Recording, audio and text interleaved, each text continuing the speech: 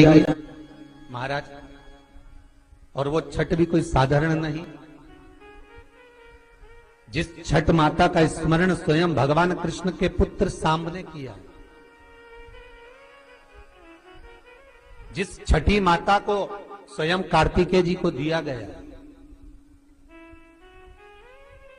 पूरा विश्व 36 घंटे का ये व्रत रहता है छठ का।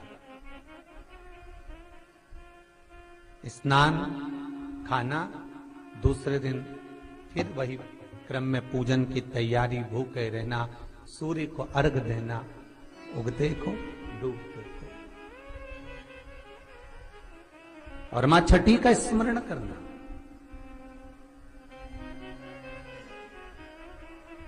और ये कोई साधारण सा महीना नहीं है कार्तिक का महीना। जिस कार्तिक के महीने में माता लक्ष्मी का स्मरण कर रहे हैं, कार्तिक के महीने में गणेश का स्मरण कर रहे हैं, माता सरस्वती का स्मरण कर रहे हैं, भगवान शिव का स्मरण कर रहे हैं, ये वही कार्तिक का महीना है जिसमें भगवान शंकर और भगवान कृष्ण का, भगवान नारायण का मिलन हुआ था। अभी जो कार्तिक पूर्णिमा आएगी उसके एक दिन तेरे हरिहर मिलन आता, वैकुंठ चतुर्दशी। जिस दिन भगवान कृष्ण को, नारायण को, ठाकुर को बेलपत्र चढ़ती है, और भगवान भोले बाबा को, भगवान शिव को तुलसी का दल चढ़ता है। दोनों का मिलन हुआ था, हरिहर मिलन, वैकुंठ चतुर्दशी। और हमारे शिव महापुराण में इसका बड़ा महत्व है, क्योंकि संपूर्ण समय में, पूरे वर्ष भर में केवल एक दिन ऐसा होता है जिस दिन भगवान शंकर पर तुलसी का दल चढ़ता है, और संपूर्ण समय में एक दिन ऐसा होता है जब ठाकुर जी पर बेलपत्र समर्पित होती है।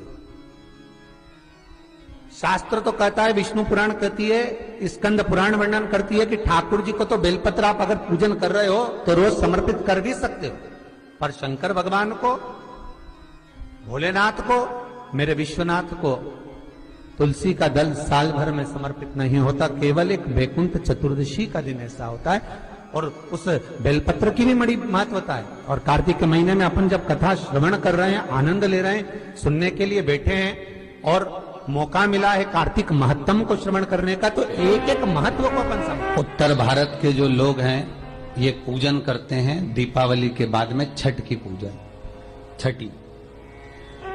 बिहार साइड में, यूपी साइड में, इधर सबसे ज्यादा पूजन होती है छठ की। कौन सी माता है ये छठ? है कौन सी माता छठ? जितने लोग पूजन कर रहे हैं उनको भी ज्ञात नहीं है कि ये छठ की पूजन होती क्यों है, ये माता है कौन सी। ये छठ माता कोई दूसरी नहीं है, कार्तिकेय जी की धर्म पत्नी देवसेना है जिसकी पूजन होती है छठी के रूप में। उगता सूरज और डूबता सूरज का अर्घ होता है। सबसे पहली छठ पूजन किसने करी थी? भगवान कृष्ण के पुत्र सांब ने करी थी, सांब पुराण कहती है सबसे पहली छठ पूजन। क्योंकि सांब का शरीर बेकार हो गया था, भगवान कृष्ण की शरण में सांब पड़ गया। पिताजी आपने मुझे श्राप दिया है, क्योंकि गलत भाव हो गया था, गलत दृष्टि हो गई।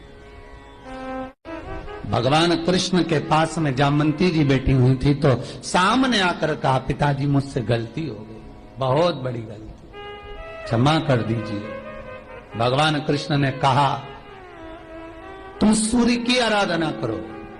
सूर्य की आराधना करी तो सूर्य कहते हैं तुम इंद्र की पुत्री देवसेना की आराधना करो।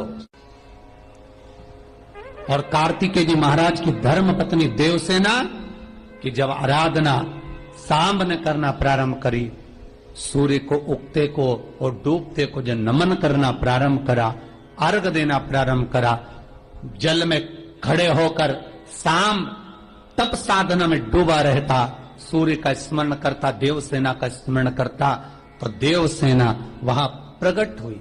देवसेना ने कहा, मैं भगवान की छठी कला हूं,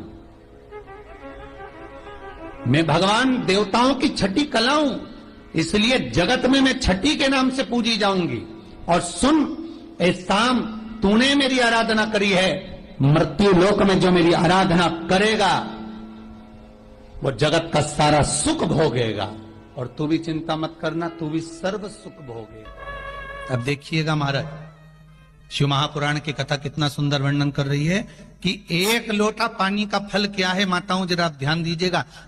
कई लोग कहते हैं गुरुजी आप पुरुषों को तो कहते ही नहीं हो कि एक लोटा पानी चढ़ाओ, कि पुरुष लोग मंदिर जाएं, कि पुरुष लोग भगवान शंकर का आराधना करें, पूजन करें। मेरा आप सबसे निवेदन है, इस व्यासपीठ से हमने कभी ये नहीं कहा कि माताओं आप जल चढ़ाओ, कि पुरुष आप जल चढ़ाओ। हम तो निवेदन सबके लिए करते हैं कि आप सब मिलकर, गला पकड़ रहा है बाबू, आप सब मिलकर आप शिव की आराधना करिए। आप सब मिलकर भगवान शंकर का आराधना करें। एक लोटा पानी, चाहे पुरुष हो, चाहे स्त्री हो, चाहे बच्चे हो, चाहे युवान हो, चाहे बड़े हो, वो जल शिव को समर्पित करें। शंकर को जल समर्पित करो, शंकर को जल चढ़ाइए। उसका फल क्या है महाराज? शिव जी की कुछ चीजें बड़ी प्रिय है। एक भस्म का त्रिपुंड, एक गले में रुद्राक्ष की, जम के बोलिए, माला। और अगर रुद्राक्ष की माला नहीं भी हो तो एक रुद्राक्ष आपके गले में हो। मस्तक पर त्रिपुंड हो, गले में रुद्राक्ष हो, और मुख पर या तो पंचाक्षर मंत्र नमः शिवाय ओम, या ओम नमः शिवाय, या श्री शिवाय नमस्तुभ्यम। फिर से बोलिए, श्री शिवाय नमस्तुभ्यम, श्री शिवाय नमस्तुभ्यम। पंचाक्षर मंत्र